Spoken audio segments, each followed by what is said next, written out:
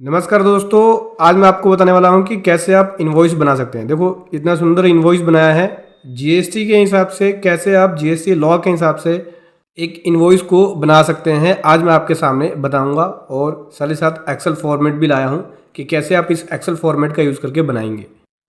बिल्कुल इस प्रकार से इनवॉइस देख सकते हैं। तो चलिए इसको डिटेल में समझते हैं।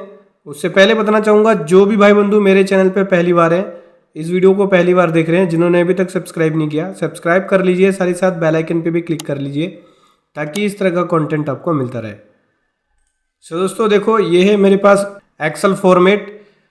यहाँ पे आप इनवॉइस को बना सकते हैं। सबसे पहले हम बात करते हैं इनवॉइस नंबर की। तो यहाँ पे इनवॉइस नंबर आपको यूनिक रखना होता है, फाइनेंशियल ईयर का कॉम्बिनेशन। जैसे कि मैंने यहाँ पे रखा हुआ है बिल नंबर 18 और फाइनेंशियल ईयर 22-23। ऐसे ही आपको यहाँ पे फाइनेंशियल ईयर का कॉम्बिनेशन लेके चलना है, जिस भी फाइनेंशियल ईयर के अंदर आप बना रहे हैं। उसके बाद यहाँ पे कंपनी का नाम आएगा, जो इनवॉइस इशू कर रही है कंपनी, उसका address, state name, state code, और उसके बाद जीएसटी नंबर। देन जिसको आप इनवॉइस दे रहे हैं, मतलब रिसिपेंट, जिसको इनवॉइस आप बिल कर रहे हैं, उसका नाम, उसका एड्रेस, उसका जीएसटी नंबर, स्टेट नेम और स्टेट कोड। उसके बाद यहाँ पे आपको डेट लिखनी होगी। देन उसके बाद आप यहाँ पे डेस्टिनेशन लिख सकते हैं। गुड्स का केस है, कौन से स्टेट में या कौन सी जगह पे गुड्स डिस्पैच हो रहा है, किसके थ्रू हो रहा है, ठीक है। व्हीकल नंबर क्या है, एलआर नंबर या बिल ऑफ लेडिंग क्या है। फिर ई वे बिल जैसी बना लेते हैं आप, तो ई वे बिल का नंबर भी लिख सकते हैं, लेकिन उससे पहले आपको बिल बनाना होगा, तभी आप ई वे बिल बना पाएंगे। तो पहले बिल बना लेंगे, फिर जाके ई वे बिल जनरेट करेंगे। तो जो ई वे बिल जनरेट करेंगे उसका ई वे बिल का नंबर आपको यहाँ लिखना होगा। मोड ऑफ पेमेंट क्या है या टर्म ऑफ पेमेंट क्या है, कैश है, चेक के थ्रू है, एनईएफटी है, जो भी है वो डिटेल।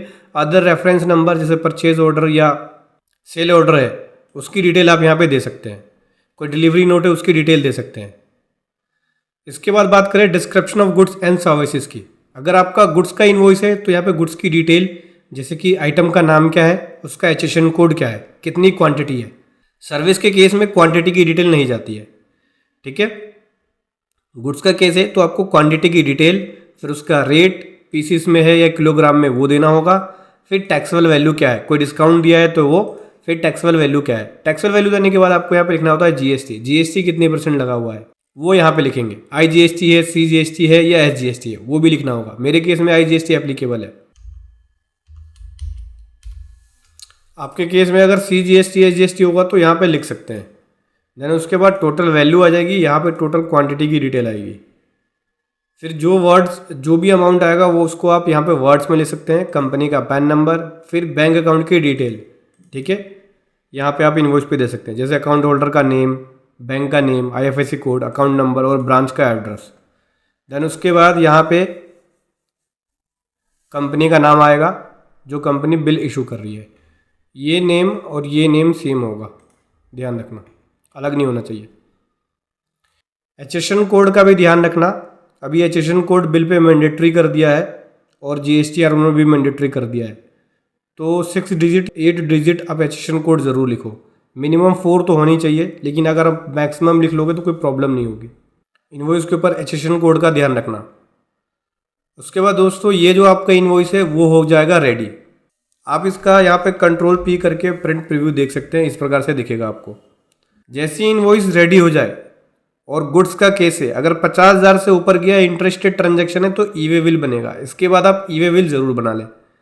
और अगर 50,000 से नीचे का है और इंटरेस्टेड ट्रांजैक्शन नहीं है सेम स्टेट में, और आपके स्टेट में ई वे बिल की लिमिट 1 लाख रुपए है, तो उस केस में ई वे बिल नहीं बनेगा। ई वे बिल की डेट भी चाहे तो आप यहाँ पर रेफरेंस डेट के अंदर ई वे बिल की डेट भी लिख सकते हैं। इस प्रकार से आपका यह इनवॉइस रेडी हो जाएगा एक्सेल के अंदर। तो देखा दोस्तों आपने, इस प्रकार से आपको इनवॉइस एक्सेल में बनाना है। अगर आप इसका फॉर्मेट डाउनलोड करना चाहते हैं तो वीडियो के डिस्क्रिप्शन में लिंक मिल जाएगा, वहां से जाकर आप इसको डाउनलोड कर सकते हैं। वीडियो कैसी लगी जरूर बताएं। Thank you so much. जय हिंद, वंदे मातरम।